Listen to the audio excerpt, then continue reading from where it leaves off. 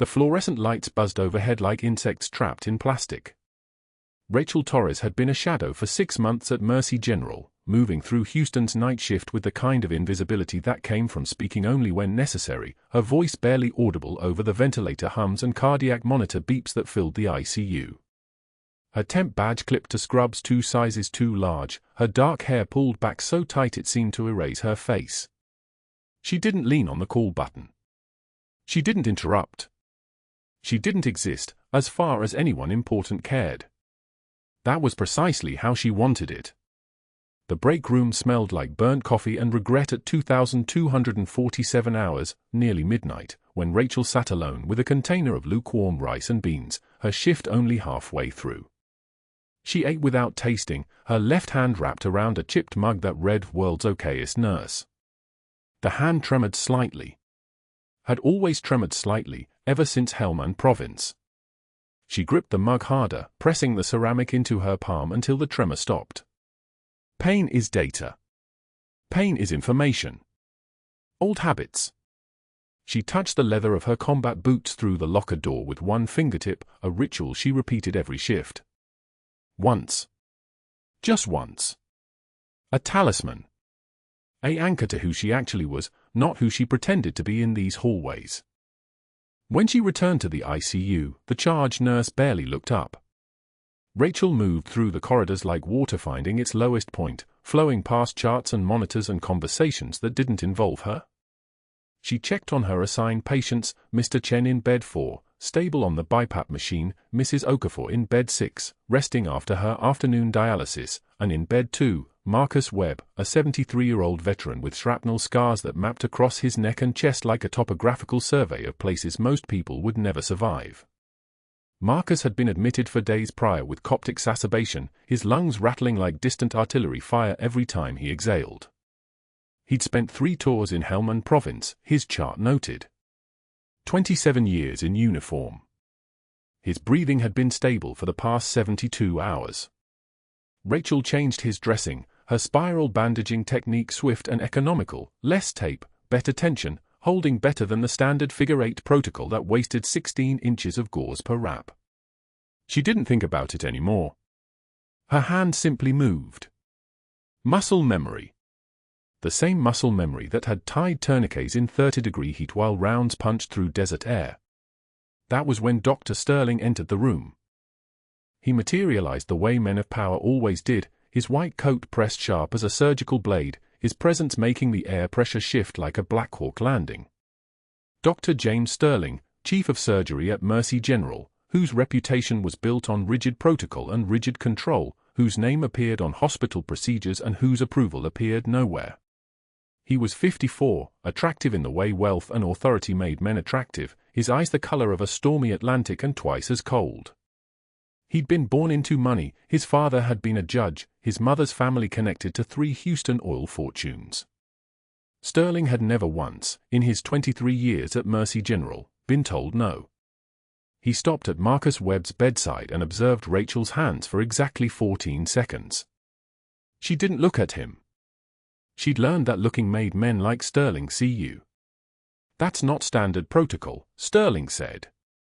His voice carried the weight of someone accustomed to being correct. Figure-8 dressing. You're wasting materials. Rachel's hands continued moving. One more pass. Tape. Done. She didn't rush. She didn't slow. Patient mobility improves with reduced tape adhesion to surrounding tissue, doctor. I didn't ask for a diagnostic. He stepped closer. I asked you to follow protocol. She turned to face him then, deliberately, her eyes downcast. The timid mouse. The temp nurse who didn't belong here and knew it. Apologies, doctor. I'll adjust going forward. Sterling smiled. It was the smile of a man who'd just broken a small thing and enjoyed watching it stay broken. He withdrew his phone with one smooth motion and photographed the bandaging technique from 3 angles, his fingers moving with the precision of someone documenting evidence. Rachel's breath remained level. Her hands remained steady. The tremor in her left hand had stopped. She'd made it stop. Mercy General has operated for 41 years with certain standards, Sterling said, pocketing his phone. We maintain those standards because they work. We don't need improvisation from temporary staffing. He turned toward the door, then paused. Your contract ends in 2 weeks, Ms. Torres. I'd recommend not making waves before then. He left. The room's air pressure normalized. Rachel's hands began to tremble again. Marcus Webb had been listening. His oxygen saturation had held at 96% throughout the interaction, his respiratory rate steady at 14. He gripped Rachel's wrist as she prepared to leave, his veteran's grip stronger than his 73-year-old body had any right to be. His eyes met hers, and she saw recognition there, the kind of recognition that only people who'd trained together in blood and sand could share. You're good, he whispered. Really good. That's spiral wrap. That's combat medic technique. Helmand. Rachel's chest stopped moving for exactly 2 seconds. When she exhaled, it came slow and controlled, the way she'd been trained to exhale. She pulled her wrist free gently, professionally, the way a nurse would pull back to check and foresight. Rest, Mr. Webb. You need the sleep. But Marcus Webb had already seen through the mask. His eyes held the answer. He closed them and pressed his head back into the pillow, a small nod that said, I know. I won't tell. Rachel completed her rounds with mechanical precision. Room 3, Room 5, Room 7. Vitals taken. Charts updated. Medications verified and delivered in their correct doses at their correct times. The ICU hummed with its nighttime rhythm, the soft beeping of monitors, the hiss of ventilators, the distant sound of the emergency department still processing the city's evening casualties. At 03 for 7 hours, she sat in the break room again with cold coffee and stared at the walls. Her left hand was tremoring. She curled it into a fist and pressed it against her leg until the shaking stopped. She touched her combat boots one final time before the shift ended, pressing her palm flat against the worn leather as if they might somehow remind her of who she'd been before she became a shadow. 12 years of service. 3 deployments. Senior Chief Petty Officer Rachel Torres, Naval Special Warfare Development Group, classified clearance, the kind of clearance that came with debriefing lawyers and permanent silence. A shadow within shadows. And now, a temp nurse at Mercy General with 2 weeks left on a contract that Sterling clearly intended to destroy. She didn't tremble as she clocked out at 0700 hours. She didn't allow herself the luxury of trembling. She moved through the Houston morning light toward her bus stop, invisible once again, a ghost passing through the world unnoticed. But 3 floors above, in his office overlooking the hospital atrium, Dr. Sterling was reviewing the photograph of that unconventional bandaging technique, seeing not a challenge to his protocol, but a weakness he could exploit. He pulled up Rachel's employment file and began making calls. Dr. Sterling entered room 407 without knocking. He never knocked. The door swung open and he stood framed in the entrance, his presence like a storm pressure system altering the room's air itself, and Rachel was mid-procedure, her gloved hand steady over the post-op wound of Margaret Hendricks, whose wife sat rigid in the vinyl chair, whose 2 adult daughters stood flanking the bed with the careful posture of people trying not to panic. Rachel was explaining the redressing technique, antimicrobial gauze, specific tension, the reasoning behind every layer, when Sterling moved to the bedside and peeled back her work with his bare hand, contaminating the field. Ms. Torres, he said, his voice carrying the kind of cutting edge that made residents flinch, is this how they taught you at whatever community college you attended? This dressing technique isn't in our protocols. The daughters exchanged glances. The wife's jaw tightened. Rachel set her instruments down with deliberate precision. 1 breath. The technique addresses the specific presentation of this wound, Dr. Sterling. Optimal healing trajectory for. Our protocols exist for a reason. He gestured at her work as if it were contaminated. Stick to taking vitals, whisper. That's what temps are for. The nickname landed like a slap. He said it casually, almost affectionately, in front of the Hendricks family, and watched Rachel's face. Waiting for something. A reaction. A crack. Rachel's hands were still. Her breathing remained level. She took one measured breath and met his eyes across the bed, and a single tear escaped, not from emotion, but from the sheer control required to keep everything else locked down. Her voice came out soft, carrying the weight of someone who'd seen far worse than his condescension. "Whatever helps you sleep at night, doctor." He smiled. Like he'd won something. The next morning, Sterling appeared in the break room at 6:33 a.m. when the space was populated enough to witness. The bulletin board beside the refrigerator, where schedules and notices rotated, now held a formal write-up memo printed on hospital letterhead. His handwriting was precise. Methodical. Torres, unauthorized supply usage.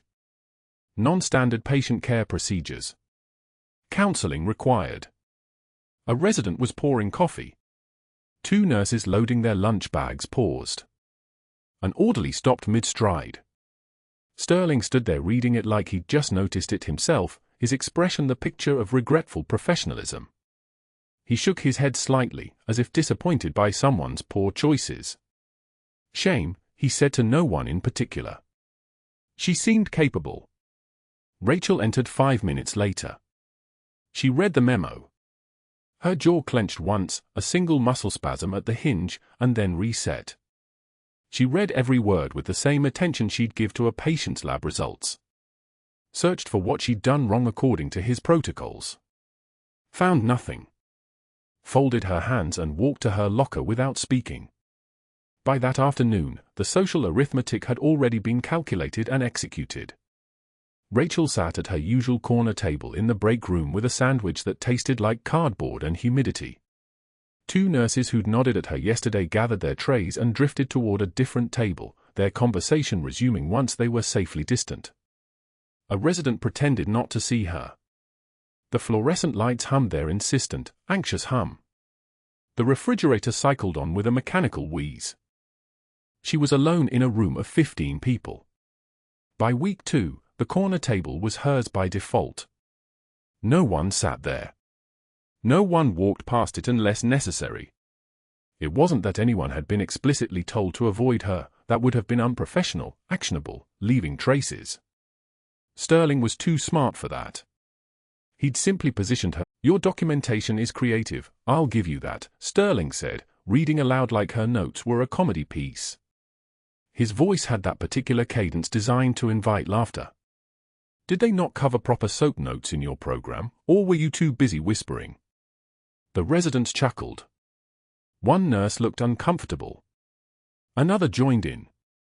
Rachel's hand trembled once, involuntary, the kind of thing that happens when a body is pushed past its normal parameters of control. She pressed it flat against her thigh and held it there, applying pressure as if she could push the tremor down through her own bone structure and into the floor. "I document what matters, Dr. Sterling," she said quietly. "Patient outcomes. What matters is what I say matters." He leaned closer, his voice dropping to something that sounded almost conversational. "And what I'm saying is that your approach is erratic. Unpredictable. We run a tight ship here, and people who don't follow protocols create risk. Liability." It wasn't loud enough for anyone else to hear. That was the art of it, the public humiliation followed by the private threat, led so efficiently that she couldn't point to any single moment and call it assault. Rachel said nothing. She returned to her charting with her hand steady now, muscle memory taking over, the same muscle memory that had taught her how to splint a compound fracture in a moving transport vehicle, how to intubate a patient in a field tent under artillery fire, how to do everything Sterling would never be capable of doing and do it in silence. But the unorthodox techniques kept working. Her patients healed faster. Complications dropped. Infection rates in her assigned wing decreased noticeably. 2 residents privately asked her for clarification on her methods. A attending physician from another department requested her for a high-risk post-op patient. The data was becoming impossible to ignore. Sterling saw his protocols being questioned. He saw junior staff deferring to her clinical judgment. He saw respect developing in places where respect threatened his carefully constructed dominance. That night, at 9:14 p.m., he made 3 phone calls from his office. The first was to a board member who owed him a favor from a golf outing. The second was to the hospital's assistant director of human resources. The third was to a private investigator he'd used before, someone who knew how to dig into gaps, inconsistencies, the kind of professional whose job was to find whatever didn't quite add up. "I'm concerned about one of our nursing staff," Sterling said into each phone, his voice weighted with the authority of a senior physician. "There are gaps in her employment history. Some inconsistencies in her credentials. I think we need to verify her background thoroughly." What happened next would change everything, though Rachel didn't know it yet. She was in her apartment at 10:33 p.m., standing in front of her locker at Mercy General, still in her mind, seeing the way Sterling had read that memo, the way he'd stood in the break room doorway like he owned the space. The way the other nurses had simply left. The locker door was only open 3 inches. That was all Dr. Sterling needed. His phone camera clicked silently at 11:53 p.m., the flash disabled, the image crystal clear, Rachel's work shoes arranged on the upper shelf, and beneath them, partially visible, a pair of worn combat boots. Desert tan. Scarred leather. The kind that didn't come from a department store. The kind that came from Kandahar, from Helmand Province, from places the VA didn't list on employment applications. Sterling pocketed his phone and smiled. He'd been waiting 3 weeks for this moment. Not the boots themselves, those were just confirmation of what he already knew. What he needed was the trap, and Rachel Torres had just walked directly into it. He knew exactly how to move now. Strategic. Surgical. The way a competent predator operates when it's finally time to finish. The next morning, Sterling sat in his office with his coffee still steaming and made the first call. Harold Chen, board member, 15-year relationship built on Sterling's quiet recommendations for Chen's daughter's medical school applications. Sterling's voice was calm, measured, the voice of a man stating facts rather than making accusations. "Harold, I need to bring something to your attention. We have a temporary ICU nurse with questionable credentials performing procedures outside her scope. Wound management techniques that directly contradict hospital protocol. I have documentation." Chen's hesitation lasted exactly 2 seconds. "What do you need?" Sterling made 3 calls in 14 minutes. Chen. Patricia Morse, board member, whose son's DUI Sterling had helped keep off the permanent record through a well-placed conversation with a judge friend. Susan Valdez, board member, whose contract renewal Sterling had championed when the previous board wanted to terminate her due to performance concerns. 3 board members. 15 years of accumulated favors. All coming due in a single morning. By 10 a.m., the gears were already moving. Sterling's second call went to the Veterans Affairs Hospital in Houston. He knew exactly how to frame it. "I'm Dr. James Sterling, Chief of Surgery at Mercy General Hospital. We have a nursing applicant who claims military nursing corps experience, but her credentials have some gaps I'd like to verify. Can you check your records for Rachel Torres, registered nurse, dates of service approximately 2010 to 2015. The VA administrator on the other end took down the information. We can request from her personnel file, but if her service was in certain capacities, records might be restricted." Sterling's smile widened. Certain capacities. Restricted. That was exactly what he wanted: institutional doubt, a paper trail of unanswered questions, the kind of bureaucratic mystery that destroyed reputations. "Whatever information you can provide would be helpful," Sterling said smoothly. "We take credential verification very seriously." By noon, the VA request had been logged. By 2 p.m., Sterling had hired Jennifer Marsh. Marsh was a forensic HR investigator with a reputation that preceded her like storm clouds. She specialized in credential audits for hospitals and defense contractors. She found discrepancies. She found patterns. She found ways to make employment terminations stick even when the employee tried to fight them. Sterling had consulted her file 3 times before choosing her. Her success rate was 94%. Her findings were bulletproof. Her interrogation technique had reduced hardened employees to tears in conference rooms across Texas. "I want a complete audit of her file," Sterling told Marsh in his office, the door closed, his voice low.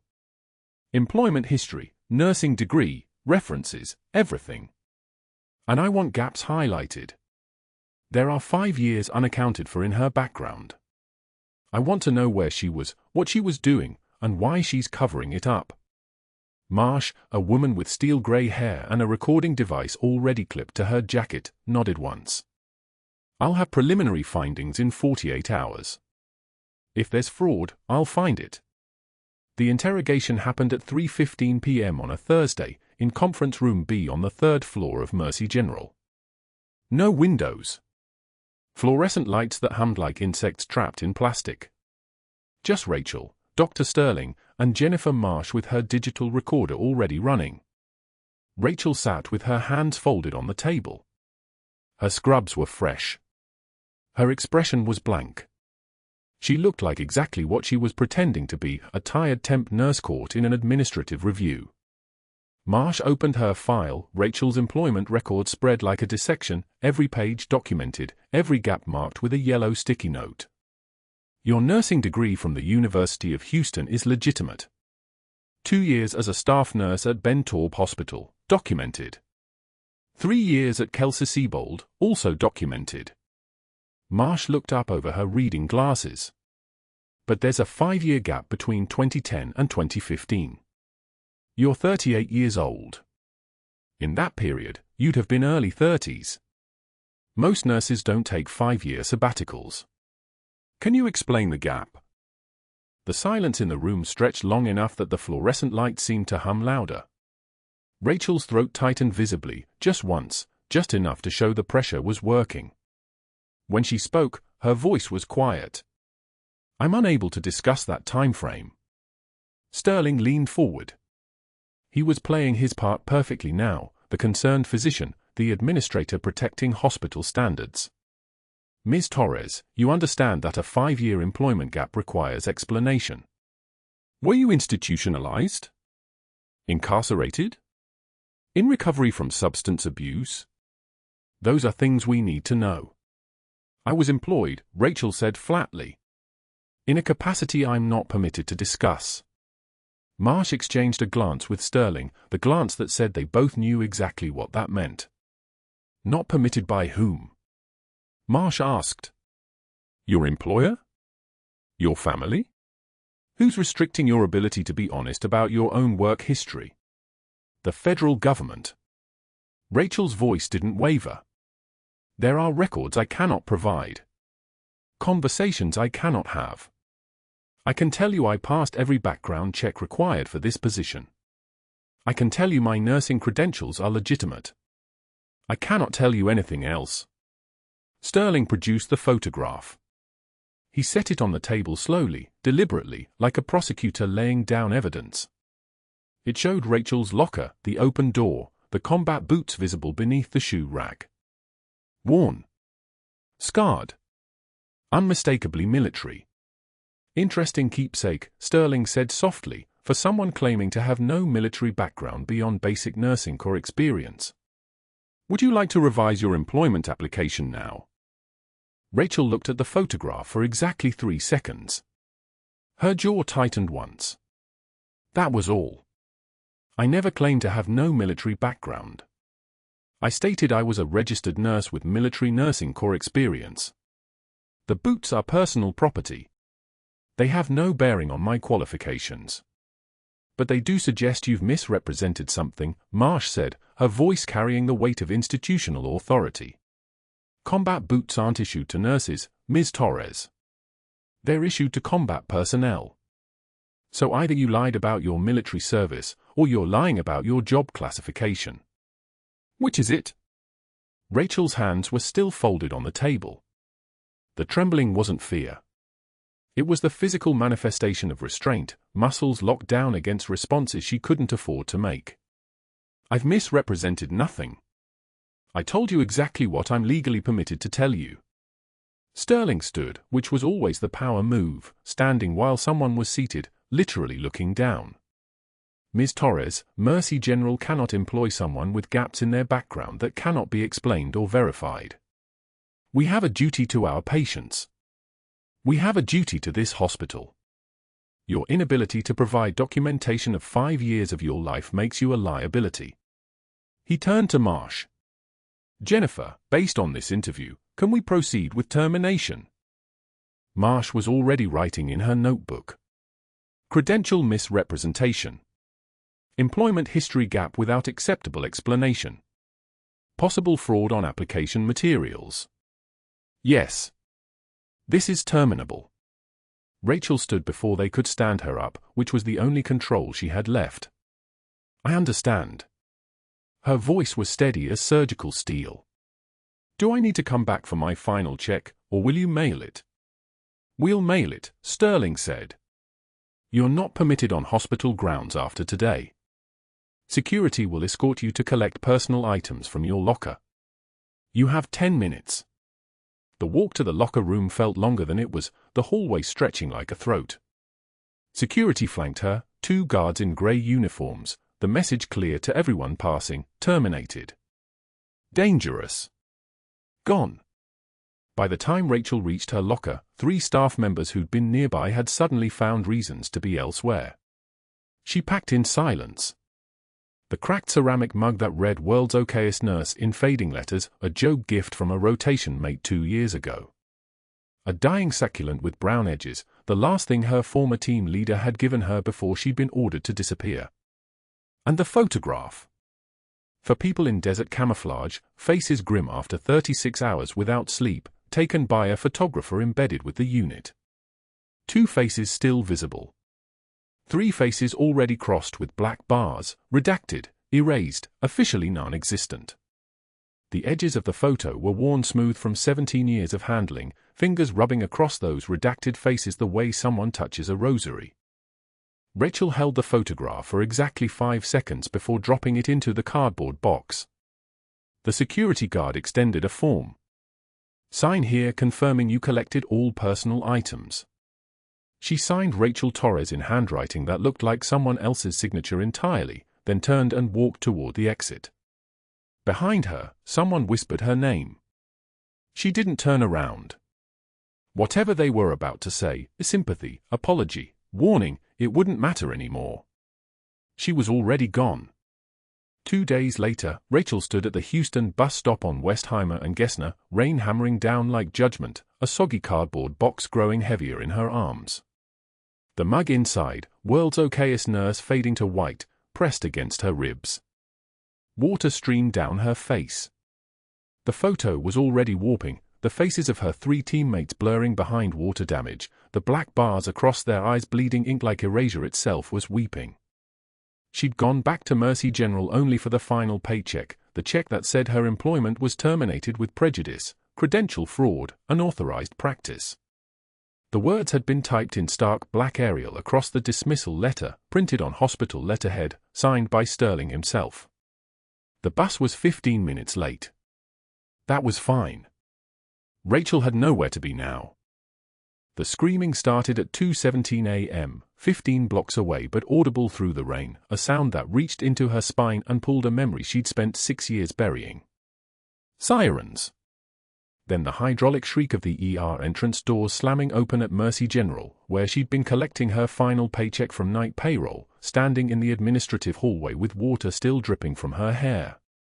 Darius Cole weighed 304 pounds. 6 feet for inches of methamphetamine and rage and a .45 caliber Torres pistol waving in the fluorescent light like a conductor's baton.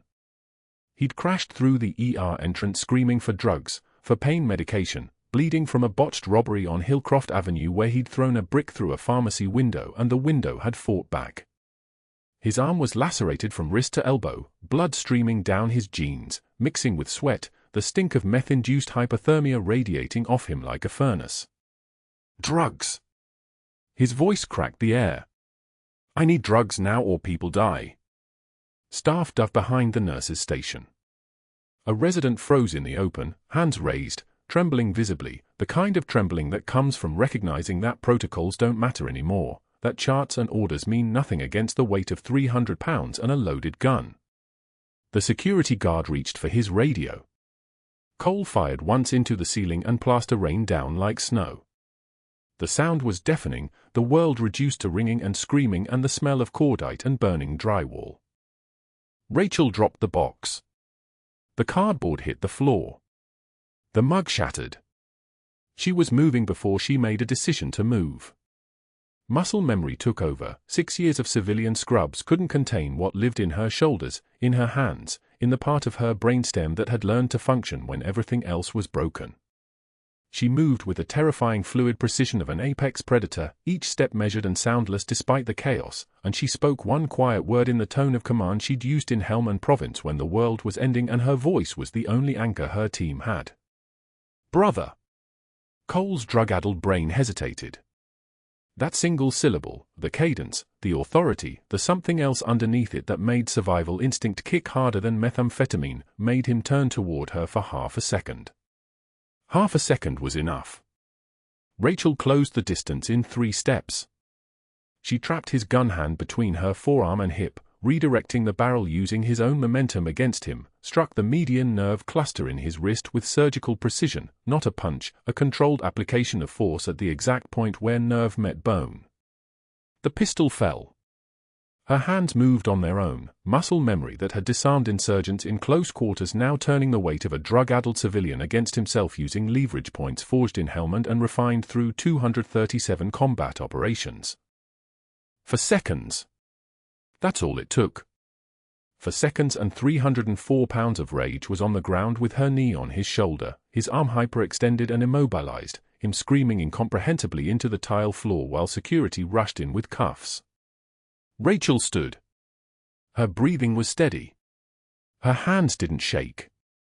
The ER was silent, staff emerging from behind desks and equipment carts, residents still frozen, nurses staring like they'd just watched a ghost do something impossible. One of the security guards opened his mouth, closed it, opened it again. Nothing came out. The smell of cordite mixed with antiseptic in the recycled air, sharp and metallic and real. Then Marcus Webb pushed through the crowd in a hospital gown, for pole rolling beside him, chest bare except for the lines of sutures and the machines he was still tethered to. He was supposed to be in bed. His tension pneumothorax had been treated 4 weeks earlier, his lungs re-expanded, his breathing restored, and now he was standing in the ER hallway wearing an expression like recognition had finally caught up to him. He pointed directly at Rachel. His voice was parade ground loud, the kind of voice that had been trained to carry across valleys and through helicopter rotor wash. That Senior Chief Petty Officer Rachel Torres. Navy Cross recipient for single-handedly extracting 12 wounded from an ambush. The ER crystallized around that sentence. Sterling stood frozen near the admit desk, his mouth opening and closing like a fish discovering water was no longer adequate, his face draining of color in real time, his entire body language shifting from confidence to something approaching panic. Around him, staff stared at Rachel like she was someone else entirely, and she realized. The timid temp nurse who whispered apologies and accepted humiliation with one measured breath had just disarmed a man with a loaded firearm in 4 seconds using techniques that belonged to operatives, not to nurses taking vitals. Webb continued, his voice steady and measured, "I served with 2nd Marines. We heard stories about the SEAL team medic who went into a kill box alone. Went in after the last casualty when she was ordered to leave him. That's her." A young nurse standing near the trauma bay held up her phone, hands trembling. The FBI just unsealed military records. Rachel Torres. It's all here. Her voice shook as she began reading, Senior Chief Petty Officer Rachel Torres, Naval Special Warfare Command, multiple combat deployments, Helmand Province, Operation Red Wing Shadow. Reactions rippled through the gathered staff like aftershocks. One older doctor's mouth fell open, hand pressed to his chest as if checking that his heart was still functioning. A physician assistant who'd avoided Rachel in the break room for 6 weeks stepped backward, eyes wide. A resident who'd laughed at Sterling's jokes about the questionable temp stared at Rachel with something approaching horror, not fear, but the specific kind of shock that came from realizing you'd been wrong about something fundamental, that the hierarchy you'd accepted was built on misread data, that you'd been standing next to someone extraordinary and calling her ordinary. The ER doors opened with a hydraulic hiss. Boot steps on tile, precise, measured, military cadence, and Rachel's spine straightened without her permission, her body responding to the sound of SEAL team footsteps before her brain caught up. A man in navy dress blues entered first, Master Chief insignia gleaming on his shoulder, the SEAL trident pinned to his chest above rows of ribbons that told stories in miniature. He was 45, scarred, carrying a leather folder sealed with federal classification markings. His presence made the air pressure change. "I'm Master Chief David Keller, Naval Special Warfare Group 1. His voice cut through the murmurs like a blade. He looked directly at Rachel, acknowledgement, respect, something that bordered on reverence, and then he addressed the crowd with the precision of a man accustomed to being obeyed without question. "Senior Chief Torres holds the Bronze Star with Valor device for actions in Helmand Province." The folder opened. Another SEAL entered behind him, then a third, a wall of dress blues, an entire unit's worth of official recognition standing in the ER of Mercy General like judgment made manifest. Keller continued without pause, "She holds the Purple Heart for wounds sustained during Operation Red Wing Shadow." A gasp rippled through the crowd. Sterling took a step backward, his mouth going dry. "Navy Cross for extraordinary heroism." Keller's voice dropped lower but somehow carried further. When her 12-man team was ambushed and pinned down under coordinated fire, Senior Chief Torres moved through enemy contact for 40 minutes, treating and evacuating 11 wounded personnel. She was ordered to leave the last casualty. She refused. The silence was absolute now, holding the weight of 6 years of erasure and classified operations and a woman who'd chosen to stay invisible rather than accept that some missions don't have happy endings. She carried a 200-pound Marine 600 meters under fire. Keller's jaw tightened. The Marine lived. She nearly didn't. A third SEAL stepped forward, a woman with commander's insignia, her presence carrying the particular authority of someone who'd made decisions that killed or saved. Her call sign was Mercy. Because she never left anyone behind. The rain outside hammered harder against the windows, as if the sky itself was trying to wash something clean. Keller turned to Sterling with the precision of a targeting laser, his eyes cold as frozen concrete. Operation Red Wing Shadow was classified until this week. The mission was deemed a failure and buried. All personnel were ordered to disappear, records erased, identities scrubbed. Senior Chief Torres has been living under legal orders not to discuss or prove her service for 6 years. He paused, letting that sink in. Until someone's harassment triggered an FBI review that determined the classification was improper. The operation is now declassified. She exists again. Sterling opened his mouth. Nothing came out. Rachel looked down at the shattered remains of her mug on the ER floor, the ceramic pieces scattered like the person she'd pretended to be for 6 years, breaking apart under the weight of recognition and declassified truth. She'd spent 2019 days learning to be invisible, learning that the quietest person in the room might be the only one holding it all together. Now the room was holding her instead, all 50 staff members staring like she'd just walked out of a classified folder marked for her eyes only. She bent down and picked up one of the ceramic pieces, the one that still read Quietest in faded letters. Kept it in her pocket. "I'm going on break," she said quietly, her voice dropping an octave, the deferential nurse finally stepping aside to let the command present stand. Nobody moved to stop her. 2 in the morning. 2:47 to be precise. The kind of time when hospitals bleed into something else entirely, part emergency room, part purgatory, part the space where people who've already lost everything come looking for one more breath. Rachel had returned to Mercy General to collect her final paycheck. A check that probably wouldn't clear, given what Sterling had done, but she'd wanted the act of it, the small defiance of walking out with something tangible in her pocket instead of just the cardboard box already waiting at home. The ER was the kind of quiet that wasn't peaceful. It was the quiet of waiting. Of vigilance. Of systems barely holding. The .45 caliber pistol entered the trauma bay before its owner did. A man, 300 pounds of muscle, scar tissue, and chemical rage, crashed through the automatic doors like he was breaching a compound. His eyes were glassy black pinpoints, his jaw clenched so hard you could see the muscle working. The gun was a Colt M1911, government issue or a convincing copy, held in a grip that meant he'd either been military or he'd seen enough action movies to fake it. Behind the counter, a registration nurse dove sideways. A security guard reached for his radio. In the waiting area, 2 paramedics froze mid-conversation. "Drugs," the man screamed. His voice was the kind of noise that comes from a throat full of broken things. "Give me the drugs or I start dropping bodies." 3 seconds. That's how long most people spend assessing threats. Rachel was already moving. She emerged from the medication hallway with the slow, deliberate calm of someone who'd disarmed fighters in Helmand Province, fighters who had nothing left to lose and everything to prove. The fluorescent lights caught the line of her jaw.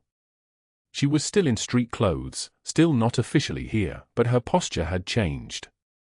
Her shoulders had widened. The nurse who'd been invisible for 6 months was gone. She said one word. "Down."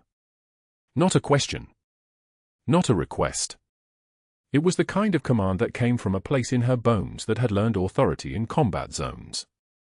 The gunman's eyes snapped toward her voice like she'd attached a string to his amygdala and pulled.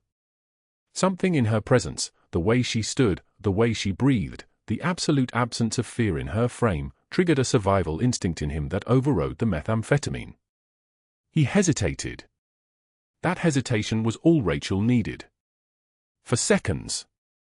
That's what it took. For seconds and leverage points she'd learned while extracting wounded from ambushes. For seconds of movement that looked nothing like hospital training and everything like special operations close-quarters combat.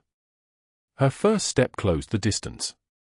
Her hands moved like pistons, one to his wrist, controlling the gun before gravity could finish the thought. The second strike was to his forearm, a precise pressure point that made his fingers go numb. The weapon clattered to the tile floor with a sound like thunder in a confined space. His arm rotated. He moved to advance. Rachel pivoted, using his own momentum against him, using the weight of his body as leverage. She took him down backward, his 300 pounds hitting the trauma bay floor with impact that rattled the stretchers. His arm was pinned. His breathing stopped for a moment, not from asphyxiation but from shock. A trained fighter would have known what was happening.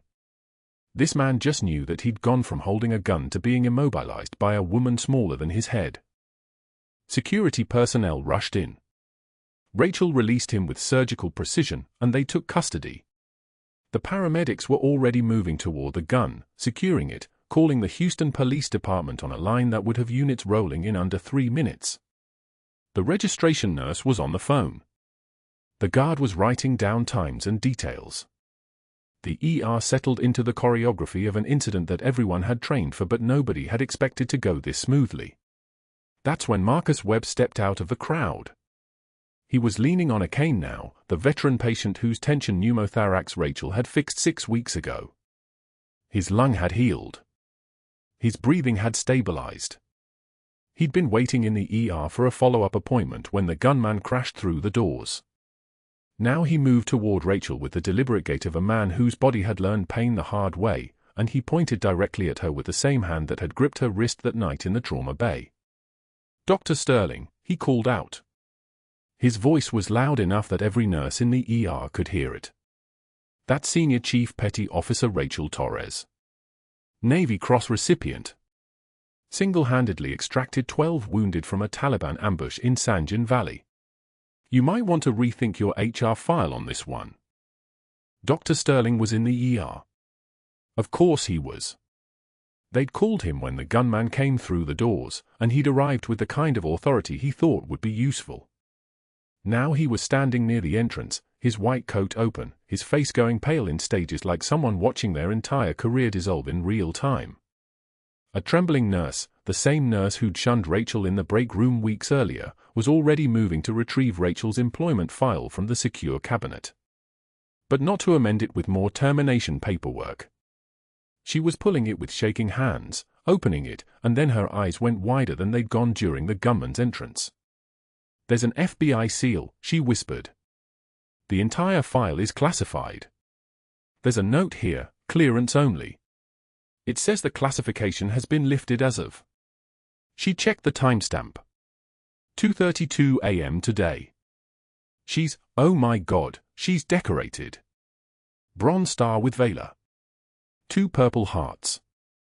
And there's a citation here for a Navy Cross, single-handedly extracting 12 wounded under fire. Dr. Sterling made a choice in that moment. The choice that defined the rest of his life. Instead of accepting reality, instead of understanding that Rachel Torres had been exactly who the hospital's deepest background checks couldn't touch, he moved toward survival through deception. He'd spent his entire career building institutional authority through protocol and hierarchy. Now he tried to build it through fraud. Within the hour, while Rachel was still giving a statement to Houston police about the disarming, while the FBI agent who'd unsealed her records was still processing the incident, Sterling was in his office forging documents.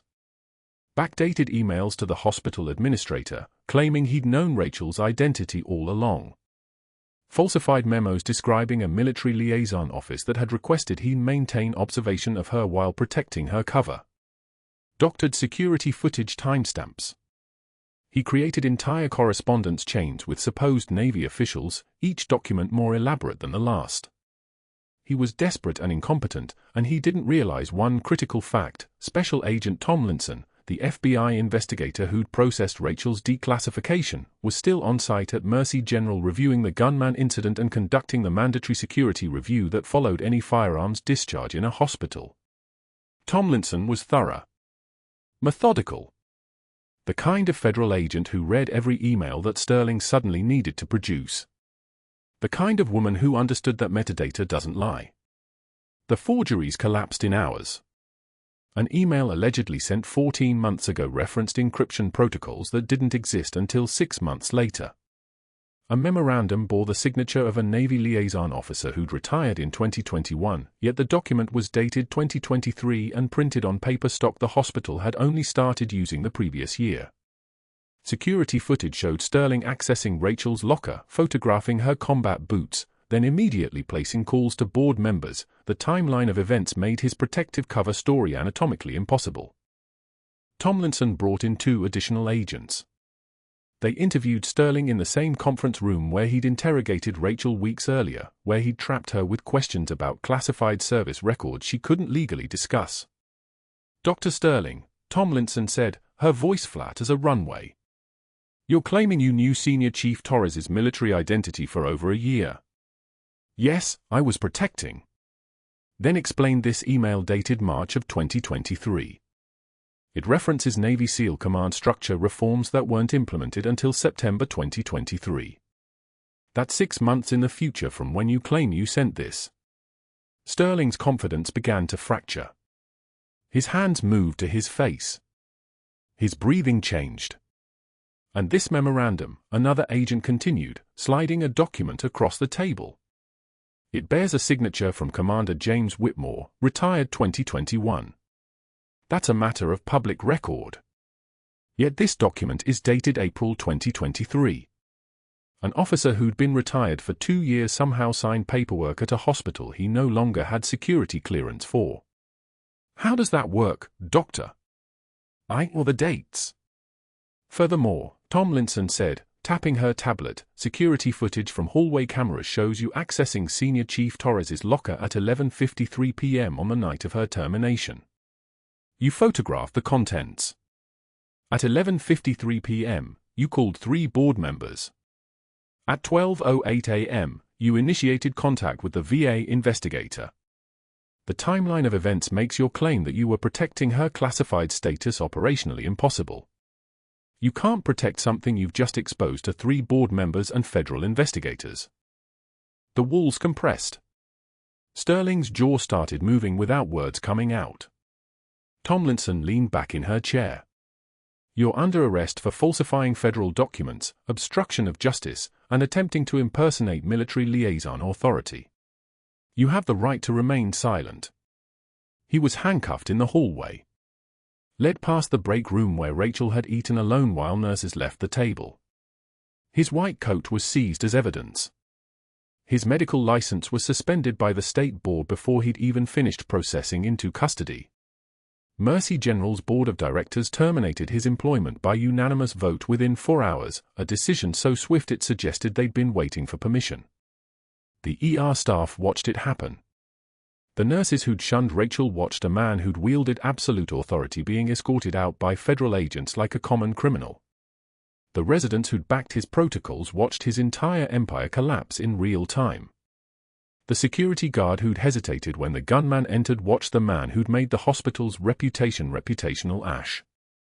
3 months later, Mercy General's main atrium filled with 300 people. The hospital held a formal ceremony on a Tuesday morning. Rachel Torres stood in the center of the room wearing navy dress blues, the uniform fitting her like a second skin. Medal ribbons covered her chest, bronze star with valor in the center, purple hearts flanking it like a balanced equation, and above them, the Navy Cross, the second highest combat decoration in the entire military, given for extraordinary heroism. The seal trident gleamed at her collar.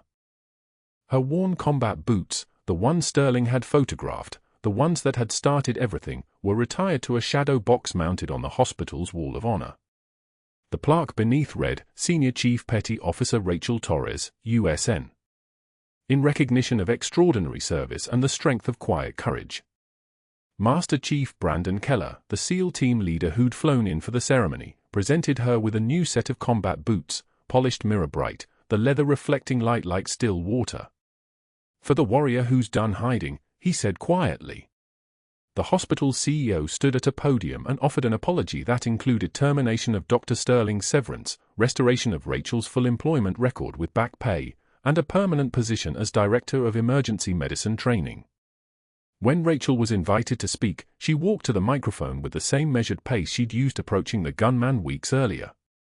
Her voice was still quiet, that hadn't changed, wouldn't change. But now it carried the weight of authority earned in blood. I didn't save my team because I was brave, she said. I saved them because leaving them wasn't survivable. That's what we do in special operations. We don't leave. And I won't stop, whether I'm wearing blues or scrubs. The assembled staff stood in ovation. Marcus Webb saluted from the front row, his hand trembling slightly, not from fear, but from the release of understanding that the woman he'd recognized weeks ago had been exactly what his instincts told him she was. Marcus Webb, the veteran who'd recognized her, saluted from the front row, tears running down his face. Behind him, every other veteran in the hospital stood as well. 17 miles away in a strip mall anchored by a cell phone store and a discount dental clinic, Dr. Sterling sat at a folding table under fluorescent lights. His polo shirt was cheap, bearing the logo of an insurance company. He sold cut-rate policies to people who avoided eye contact, offering coverage they didn't want at prices that shouldn't have existed. A customer asked if he used to be a doctor. Sterling didn't answer. He just smiled with something that might have been teeth and slid another policy across the table. Back at Mercy General, Rachel pinned her new hospital ID, not temporary, not provisional, but permanent, reading a director, and she touched the shadow box holding her boots one time. The leather was still warm from the afternoon light coming through the atrium windows. A young resident approached, hesitant, nervous in the way residents are around senior officers in any hierarchy. Senior Chief? Could you teach us that decompression technique? The one you used on Mr. Webb? We've been studying it, and the mechanics don't quite. Rachel's lips curved in the smallest smile. It's just Rachel now, she said quietly. And yes.